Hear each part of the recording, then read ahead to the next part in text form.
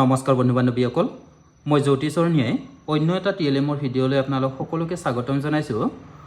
এই টিএলএমটো মই বনাইছোঁ বিশেষকৈ দ্বিতীয় আৰু তৃতীয় শ্ৰেণীৰ ছাত্ৰ ছাত্ৰীসকলৰ ভাষা জ্ঞানৰ বিকাশৰ ওপৰত।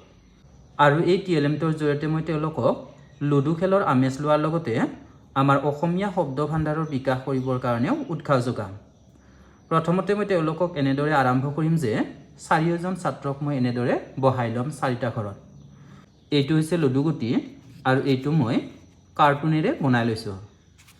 এইটো মই প্ৰথমতে তেওঁলোকক মাৰিব দিম, যেনে ধৰক এজন ছাত্ৰৰ 5 উঠিল।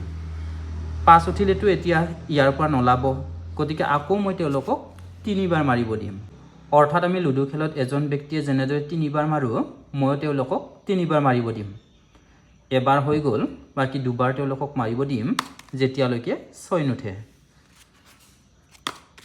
এনেদৰে এই ছাত্ৰগৰাকীৰ 6 নুঠিলে, ধৰক এই ছাত্ৰগৰাকীয়ে মাৰিব আৰু এই ছাত্ৰগৰাকীৰ ধৰক 6 উঠি গ'ল, তেতিয়া তেওঁ এনেদৰে ইয়াত উলিয়াব। ইয়াত উলিয়াইছে, ইয়াত নৈতন্ত দিয়া আছে, ইয়াত মই বিভিন্ন যুক্তাক্ষৰবোৰ এই ঘৰটোত ৰাখি লৈছোঁ। এই যুক্তাক্ষৰটো যিহেতু তেওঁলোকৰ কাৰণে টান হ'ব, গতিকে এই যুক্তাক্ষৰটো মই তেওঁলোকক ক'ব নিদিওঁ, জাষ্ট তেওঁলোকক মই এইটো উলিয়াব দিম।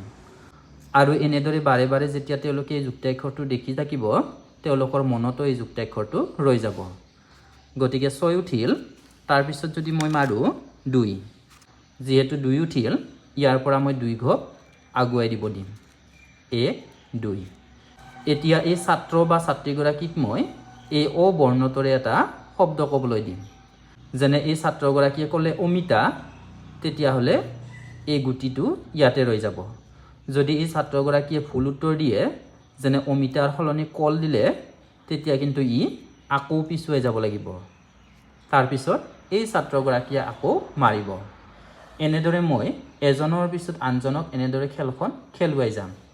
আৰু যদি তেওঁলোকে এই বৰ্ণবিলাকেৰে শব্দ গঠন কৰিব পাৰে, তেওঁলোকক মই আগুৱাই যাবলৈ দিম।